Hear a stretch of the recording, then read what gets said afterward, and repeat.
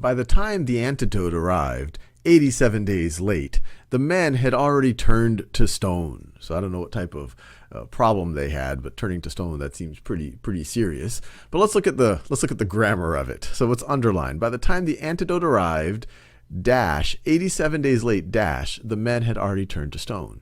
So this seems like a pretty good use of dashes. 87 days late. It's a parenthetical. They're giving us a little bit of extra information that is not necessary. It's not necessary for the sentence. You could remove you could take this part out right over here. You could take this part out, and and it would still be a sentence that gives the same meaning. By the time the antidote arrived, the men had already turned to stone. So you could do that, but adding that 87 days late gives you some extra information, gives you some extra context for what's going on here. So this parenthetical, it seems like a good place to do it, and it seems good to do it with dashes. This 87 days late, hey, that's a pretty strong thing that you would want to insert in there to add some important context to the sentence, and you'd want the dash on both sides. So I like it the way that it's written.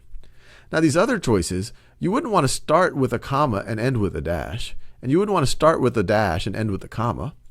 And you need something to separate it off. You wouldn't say by the time the antidote arrived 87 days late, the men had already turned to stone. This right over here, this right here is a parenthetical. You could put parentheses around it, but I actually like putting dashes here because it's very important context. A parentheses, that's for parentheticals that, hey, maybe it's nice to know. It's kind of a cute thing. You can make a little bit of an aside. But dashes are, hey, this gives you some powerful context. Wow, the antidote arrived 87 days late. So this one, you need some type of punctuation to mark off the 87 days late. So I would rule that one out as well.